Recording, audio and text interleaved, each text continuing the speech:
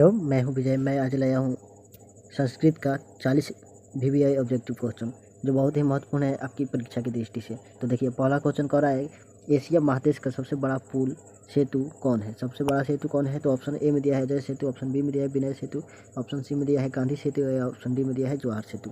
तीन में से कौन सा ऑप्शन सही हो जाएगा? ऑप्शन नंबर सी सही हो जाएगा, गांधी सेतु। एशिया का सबसे बड़ा सेतु कौन सा है? तो गांधी सेतु। उसके बाद देखिए, क्वेश्चन नंबर 2 कह रहा है, क्वेश्चन नंबर 2 का है, कौमुदी महोत्सव कहाँ मनाया जाता था? ऑप्शन ए में है वैशाली में, ऑप्शन बी में है गया में, ऑप्शन सी है पाटलिपुत्र में, ऑप्शन डी में है मुजफ्फरपुर में। तो कौमुदी महोत्सव कहाँ मनाया जाता था? तो कौमुदी महोत्सव मनाया जाता था पाटलिपुत्र में। ऑप्शन सी नंबर सही हो जाएगा, ऑप्शन सी सही हो जाएगा। इसके बाद तीसरा नंबर क्वेश्चन करके, मैथिली कोकिला के नाम से कौन प्रसिद्ध है? तीसरा नंबर क्वेश्चन करेंगे, मैथिली कोकिला के नाम से कौन प्रसिद्ध था? तो ऑप्शन में है विद्यापति, ऑप्शन बी में है नारायण पंडित, ऑप्शन सी में है कालिदास, ऑप्शन डी में है वेद व्यास। तो इसके लिए ऑप्शन कौन सा सही हो जाएगा? ऑप्शन ए विद्यापति थे, जिन्हें मैथिली कोकिला के नाम से जाना जाता था। उसके बाद है, सर्व शुक्ला सरस्वती किसने कहा था?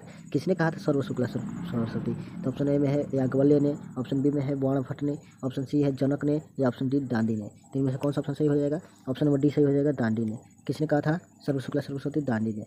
गंगा देवी के समय क्या है? तो 5 नंबर क्वेश्चन है, गंगा देवी के समय क्या है? तो ऑप्शन ए में है 14वीं सदी, ऑप्शन बी में है 18वीं सदी, ऑप्शन सी में है 9वीं सदी या ऑप्शन डी में है 12वीं सदी। तो इनमें से कौन सा ऑप्शन सही हो जाएगा? 14वीं सदी। कौन सा सदी? 14वीं सदी गंगा देवी के समय था। गंगा देवी के समय था 14वीं सदी। उसके बाद 6 नंबर क्वेश्चन कर रहा है कि किसके गीत देवता भी गाते हैं? किसके गीत देवता भी गाते हैं? तो ऑप्शन ए में है भारतवर्ष के, ऑप्शन बी में है स्वीडन के, सी में है बांग्लादेश के या डी में है पाकिस्तान के। तो किसके गीत देवता गाते हैं? तो देवतागण जो गाते हैं भारतवर्ष के गीत गाते हैं। किसके गीत गाते हैं? तो भारतवर्ष के गीत गाते हैं। उसके बाद है, करमवीर कौन था? करमवीर कौन था? ए में है राम परवेश राम, बी में है जीतन राम, सी में है बलराम या डी में है जयराम। तो इनमें से कौन सा ऑप्शन सही हो जाएगा? करमवीर कौन था? करमवीर था जो राम परवेश, क्या नाम था? राम परवेश राम। क्या नाम था इनका? राम परवेश राम जो था वो करमवीर था। उसके बाद है, बालकेशु किस विभक्ति का शब्द रूप है? बालकेशु देखिए, ऑप्शन ए में है तृतीया, ऑप्शन बी में है पंचमी, ऑप्शन सी में है षष्ठी सप्तमी या ऑप्शन डी में है षष्ठी। तो बालकेशु किस विभक्ति का रूप है? तो बालकेशु जो है वो तृतीया, बालकेशु जो है वो सप्तमी विभक्ति का रूप है। किसका रूप है? तो सप्तमी विभक्ति का रूप है। बालकेशु किसका रूप है? सप्तमी विभक्ति का रूप है। उसके बाद है, कौन लोभ से प्रभावित हुआ? देखिए, और 9 नंबर क्वेश्चन करें, कौन लोभ से प्रभावित हुआ? ऑप्शन में है पथिक, ऑप्शन बी में है दुर्जन, ऑप्शन सी में है सज्जन या ऑप्शन डी में है दानव। तो इनमें से कौन लोभ से प्रभावित हुआ? कौन लोभ से प्रभावित हुआ? तो पथिक जो था वो लोभ से प्रभावित हो गया। उसके बाद है 10 नंबर क्वेश्चन, अशांति सागर के तटों के बीच कौन स्थित है? ऑप्शन ए में है मानव, ऑप्शन बी में है दानव, ऑप्शन सी में है जीव और उसके बाद ऑप्शन डी में है संसार। तो इसमें से कौन सा जो अशांति के सागर में कौन विलीन है? अशांति के सागर में तो संसार। क्या है? संसार अभी अशांति के सागर में है। देखिए, 11 नंबर क्वेश्चन, बहती नदी कहाँ मिलती है? ऑप्शन ए में है सरोवर में, ऑप्शन बी में है नदी में, सी नंबर क्वेश्चन है समुद्र में, डी नंबर है तालाब में। तो बहती नदी कहाँ मिलती है? तो कहाँ मिलती है? समुद्र में मिलती है। कहाँ मिलती है?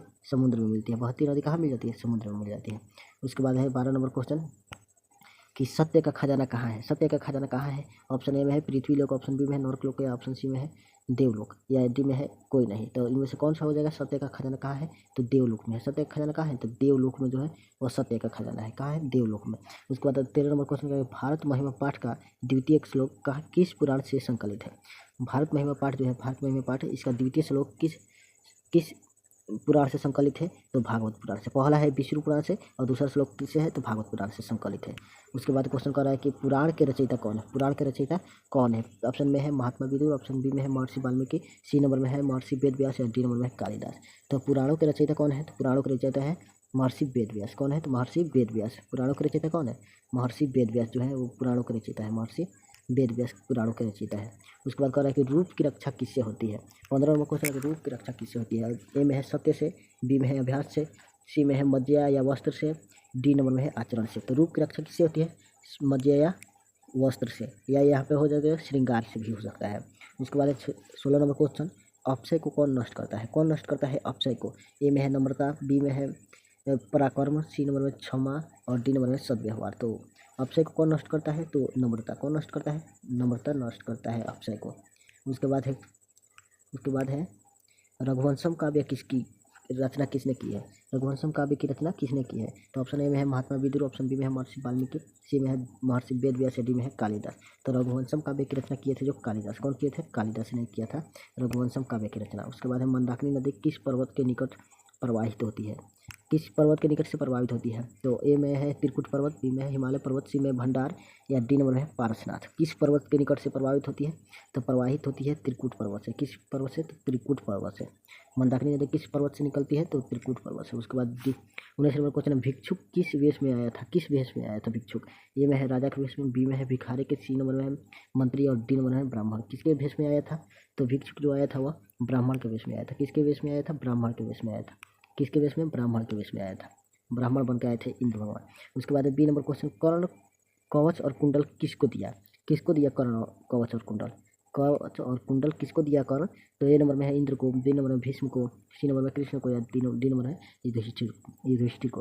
तो कवच और कुंडल कर्ण किसे दिया? तो इंद्र को दिया। किसे दिया? तो इंद्र को दिया, क्योंकि इंद्र ही मांगने गया था उससे कौन मांगने गया था? इंद्र ही मांगने गए थे। उसके बाद है मनुष्य को कर्तव्य और अकर्तव्य का बोध कौन कराता है? मनुष्य को कर्तव्य और अकर्तव्य का बोध कौन कराता है? तो ऑप्शन में शास्त्र, बी में विवेक, सी में ज्ञान या डी में धन। तो मनुष्य को जो कर्तव्य और अकर्तव्य का बोध कराते हैं वह क्या है? शास्त्र है। क्या है? शास्त्र। शास्त्र ही मनुष्य को कर्तव्य और अकर्तव्य का बोध कराता है। डी नंबर है उच्चारण क्रिया का कौन बोध कराता है? उच्चारण क्रिया का देखिए, ऑप्शन में है शिक्षा, बी में है कल्प, सी नंबर में है छंद और डी नंबर है ज्योतिष। तो उच्चारण क्रिया का बोध कौन कराता है? तो शिक्षा कराता है। कौन कराता है? शिक्षा कराता है। शिक्षा कराता है। कौन कराता है उच्चारण क्रिया का बोध? शिक्षा कराता है। उसके बाद है निरुक्त के रचयिता कौन है? निरुक्त के रचयिता कौन है? ए में व्यास, बी में पाणिनि, सी में चाणक्य या डी में यास्क। तो निरुक्त के जो रचयिता है कौन है? यास्क है। कौन है? यास्क। यास्क ने निरुक्त का रचना किया था। उसके बाद है भारत की गौरवपूर्ण भाषा कौन है? भारत की गौरवपूर्ण भाषा कौन है? फारसी है या हिंदी है या संस्कृत है या अंग्रेजी है? तो भारत की गौरवपूर्ण भाषा कौन है? तो संस्कृत है। कौन भाषा है? तो संस्कृत भाषा है भारत की गौरवपूर्ण भाषा। उसके बाद है 25 नंबर, भारत रत्न से कौन विभूषित हुए? ए में है रामचंद्र राय, बी में विधान चंद्र राय, सी में है श्यामचंद्र राय या डी में है हरीश चंद्र राय। तो भारत रत्न से कौन विभूषित हुए? तो विधान चंद्र राय। कौन विभूषित? उसके बाद नौरक के कितने द्वार हैं? नौरक के कितने द्वार हैं? इनमें से नौरक के कितने द्वार हैं? तो 4, 3, 5 या 6। तो नौरक के कितने द्वार हैं? 3 द्वार हैं। नौरक के कितने द्वार हैं? 3 द्वार हैं। उसके बाद 27 नंबर क्वेश्चन करें, गुरु नाम किस विभक्ति का रूप है? गुरु नाम किस विभक्ति का रूप है? तो प्रथमा, द्वितीय, चतुर्थ या षष्ठी। तो गुरु नाम जो किस विभक्ति का रूप है? तो षष्ठी विभक्ति का रूप है। किसका रूप है? षष्ठी विभक्ति का रूप है। उसके बाद है राम परवेश के गांव का नाम क्या था? राम परवेश के गांव का नाम पूछा गया है। तो देखिए, एक है भीखना टोला, उसके बाद बी में है नया टोला, सी में है भीख टोला या डी में है भीखन टोला। तो देखिए, एक यहाँ पर दिया है ए नंबर में भीखना टोला और डी नंबर में दिया है भीखन टोला। तो इसमें कौन सा हो जाएगा? डी नंबर, भीखन टोला नाम था। भीखना टोला मार दीजिएगा तो गलती हो जाएगा, इसीलिए ध्यान से पढ़िए और देखिए। उसके बाद है राम परवेश के परिवार में कुल कितने लोग थे? राम परवेश के परिवार में कुल कितने लोग थे? तो कुल 4 लोग थे या 3 लोग थे, 2 या 6 लोग थे। तो राम परवेश के घर में कितने लोग थे? तो 4 लोग थे। कितने लोग थे? 4 लोग थे, 4। उसके बाद कह रहे हैं कि तीसरे में क्वेश्चन कर रहे हैं कि आर्य समाज की स्थापना कब हुई? आर्य समाज की स्थापना कब हुई? तो ए नंबर में 1883, बी नंबर में 1875, सी नंबर में 1824 या डी नंबर में 1888। तो आर्य समाज की स्थापना कब हुई थी? तो 1875 में। कब हुई थी? तो 1875 में। कहाँ? तो मुंबई में हुआ था। उसके बाद है 31 नंबर क्वेश्चन, राजन शब्द प्रथमा बहुवचन का रूप क्या है? यानी राजन शब्द प्रथमा बहुवचन का रूप क्या है? तो ऑप्शन में है राजनव, बी में है राजा, सी में राजानह, उसके बाद डी में है राज्ञा। तो इनमें से जो प्रथमा बहुवचन क्या होगा? राजानह हो जाएगा। क्या होगा? राजानह हो जाएगा। उसके बाद है मुने किस विभक्ति का रूप है? मुने किस विभक्ति का रूप है? मुने जो है किस विभक्ति का रूप है? ऑप्शन में है द्वितीय, ऑप्शन बी में है तृतीय, ऑप्शन सी में है चतुर्थ या डी में है सप्तमी। तो मुने किस विभक्ति का रूप है? तो मुने जो है वो किस विभक्ति का रूप है? मुने तो चतुर्थ विभक्ति का रूप है। किस विभक्ति का रूप है? चतुर्थ विभक्ति का रूप है। उसके बाद है तस्मात किस शब्द का रूप है? किस शब्द का रूप है? 33 नंबर क्वेश्चन क्या कर रहा है? तस्मात किस शब्द का रूप है?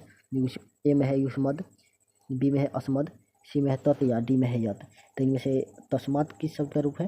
तो यथ शब्द का रूप है। किस शब्द का रूप है? तो यत शब्द का रूप है। यत शब्द का रूप है तस्मात। उसके बाद है 34 नंबर क्वेश्चन क्या कर रहा है कि नदीम पद का मूल रूप क्या है? नदीम शब्द का ए नंबर में है नद, बी नंबर में नदी, सी नंबर में सरोवर या डी नंबर में है नदीम। तो इनमें से नद जो है और किसका मूल रूप है? तो नदी का मूल रूप है। किसका मूल रूप है? तो नदी का। उसके बाद 35 में क्वेश्चन कर रहा है कि पश्यंती का मूल धातु क्या है? पश्य है या दृश्य है या दर्श है या दृश्य, इनमें से कौन सा होगा? तो देखिए, यहाँ पे दिया है तलामेश वाला, यहाँ पे मूर्धन्य वाला आधा दिया है। तो कौन सा पश्यंती होगा इसमें? इसमें हो जाएगा यदृश वाला, बी नंबर क्वेश्चन सही हो जाएगा। उसके बाद बी नंबर, आपास्यामी किस लकार का रूप है? आपास्यामी किस लकार का रूप है? तो लट लकार, लूट लकार, लंग लकार या लीट लकार?